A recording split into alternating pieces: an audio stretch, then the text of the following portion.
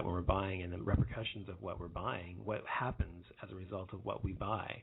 Because our dollar is powerful still, even though it's not as powerful as it once was. It's very powerful around the world. It buys a lot, and it's worth a lot. And people here are consumers, and they consume and consume and consume. And so we are fueling the fire and fueling the economies in many other parts of the country, very poor third world countries, where they are forced to work in those conditions. And today there was a collapse, a factory collapsed in Bangladesh, in the garment factory there, and killed over 1,000 people. So over 1,000 people were under there. Hundreds are still missing.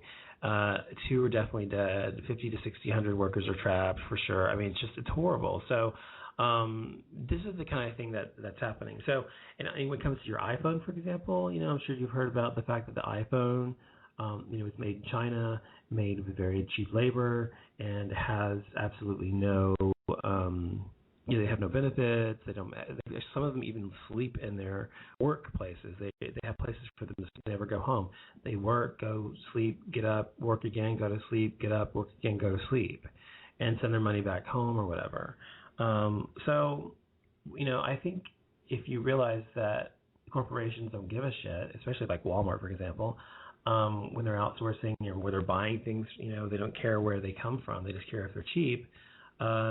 Maybe we should take more consideration as to what we spend our money, what we allow our money to be spent on, and realize that money is power, and realize that power translates to other people's lives. So I just wanted to say that. For some reason I'm having trouble with the chat room, so I'm going to take a quick break and play some music until I get that fixed. I'll be right back, okay?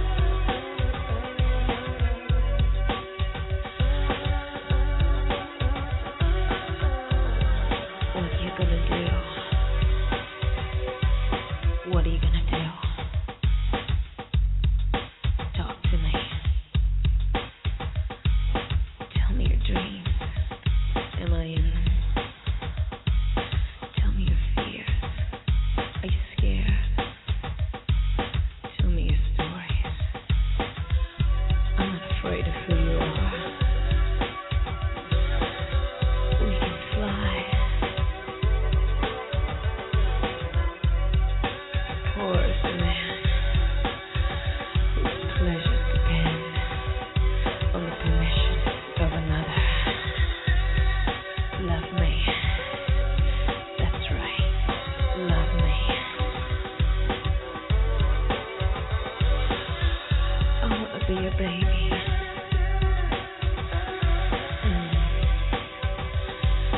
Yeah. Wanting. Needing. Waiting. For you to justify my love. I'm open and ready for you to justify my love. To justify my love. Wanting to justify. Waiting to justify my love.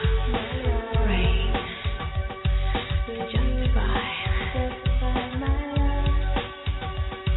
To justify my love. I'm open to justify my love. Okay, so I am back. Sorry about that, but I had some technical difficulties with the switchboard, as is common on BTR. Anyway, if you're interested in calling in and giving me your opinion on anything I'm talking about throughout the show, feel free. The number is 323-843-6160. Someone in the chat room asked what the show is about. Apocalypse? I don't know if that's how you say your name. Apocalypse, maybe? I don't know. Anyway, Apocalypse, that's what I'll call you. The show is about many things. I have different shows with different themes. Generally, it's a pretty political show. Some days I have very hard-hitting kind of topics, very kind of straightforward news-type topic shows about what's happening in the news and politics or whatever. Sometimes I have shows about topical issues like gay marriage or abortion or I don't know, whatever, things like that, political stuff like that. Some shows I have shows like this that I call my brain purge shows, and I just kind of have them late at night, just where I just want to kind of chat and talk about whatever's on my mind with no real topic at hand. I just kind of ramble on about whatever's on my mind, and people call in sometimes and give their opinion about what I'm talking about. And I intersperse it with music, and some shows I have just music. So you never really know what you're going to get until you read the description. So if you go back in the archives, you can find several shows that probably will suit your fancy. You can go to offlimitshow.com. You can go to find Off Limits Show on Facebook and also on Twitter, and also here on Blog Talk Radio /Off Limits, and find my archive shows there. So hope that answers your question. David in the chat room was saying he's watching a show called The Following, and I'd never heard of it before, but apparently it has Kevin Bacon in it. And that's enough for me to watch, by the way, because I've always loved Kevin Bacon ever since I was a kid. And ever since I was a kid, like, how old was I? Like 8 years old, I think, when Footloose came out. It's like 1983 or something. Or maybe it was earlier than that. Maybe I think it was 1983 or 84. I was 8 or 9 years old when Footloose came out, and I had the biggest crush on him, even at 8, 9 years old. And I was like, oh my God, he's so hot. And oh my God, I loved him. I loved his character, Ren, and I've always loved Kevin Bacon. So I definitely am going to watch or check out The Following, at least on Netflix, if Netflix has it on there, in fact, because I certainly want to check him out. But also, The Following sounds like a really good premise. David says that it says Kevin Bacon plays an ex-FBI agent that caught a serial killer. The serial killer, James Purefoy, lives his life by the works of Edgar Allan Poe. So he starts following, So he starts tormenting Kevin's character and escapes. So that's really cool. Interesting. I'm not bisexual and I'm not straight, so you figure it out, Apocalypse. Anyway, is there a reason you want to know why I'm a homosexual, or if I'm a homosexual or bisexual? Or just curious, or because I sound gay? I probably do, which is fine with me. I don't care. Anyway, I'm going to check that out because I like him. I like Kevin Bacon a lot. He's really He is hot, and he still looks pretty good for his age. I mean, he's looking older because he is older. He's like in his 50s now, I think, right? Late 50s, early 50s or whatever. But he still looks really good. I think so. I still like him. And the whole 6 degrees of separation thing he started in the 90s, that was really cool. I don't know. I think he's a cool guy. I'd like to meet him sometime. Anyway, yeah, I am totally gay. I'm as gay as they get. Apocalypse. I am a gold star gay.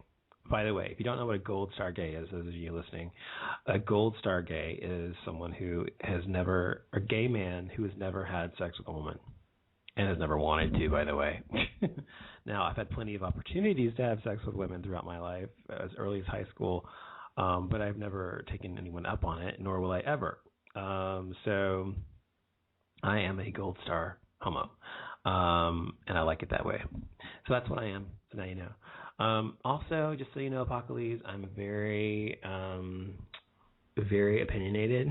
I have very, very strong opinions about anything. So I am somebody who is, you can ask me about any topic and I will tell you. So, Apocalypse, if you have anything you would like me to talk about tonight, just throw out a topic and I will discuss it, because this is Brain Purge. This is where I just talk or just play music or whatever, so feel free. I was listening to a show earlier by somebody on VTR, whom shall remain nameless, but he was talking about God and how, because something about how the fact that America has gone down the drain now because people no longer have God in their lives. Well, I don't think it has anything to do with being someone who's Christian or non-Christian or religious or non-religious or whatever. I think it has nothing to do with religion at all. Humanity can govern itself without religion to direct itself, in my opinion. Now, I have plenty of people in my life who are highly, highly religious, people in my life who are very Christian as well, that I know. And, they are entitled to their beliefs as I am to mine, but I'm not somebody who is religious at all. And I feel like when people sometimes use religion as an excuse, or even in the reverse. So it's like this guy was saying that, it's because people no longer have religion that they, that America's going down the drain. Well, first of all, I don't think America's necessarily going down the drain. I think America's okay. Is America what it once was? No. And the reason for that is because I don't think it's anything to do with religion. I think it has to do with greed. I think it has to do with money. And as I was talking about earlier on the show, I had mentioned how corporations are outsourcing everything overseas. When I was a kid in the 80s, like a child, I remember everything that I would pick up said made in the USA. Almost everything said made in the USA, made in the USA, made in America, made in the USA, whatever. And now it's like everything you pick up says made in China, made in China, made in China, or made in Bangladesh, or made in India, or whatever. So that the reason America isn't what it once was in terms of its economic strength, in my opinion, is because we have Americans have allowed corporations to take away all of those thousands and thousands and hundreds of thousands of jobs that once were going to Americans and outsource them to the Chinese, to the Indians, to other countries, wherever they may be, for much cheaper labor. And so that is why we are no longer as much of an economic powerhouse as we once were. China is becoming more like America every day. And that's because of the people that live here spending the money on things that are made there and then shipped back to here. So it's so stupid because, for example, I mentioned the iPhone earlier. The iPhone is made in China. Almost everything that Apple makes is made in China. Like, the computers, the monitors, the iPhones, the iPods, the iPads, almost all of it is made in China. Almost every bit of it, except very few components are made here. So they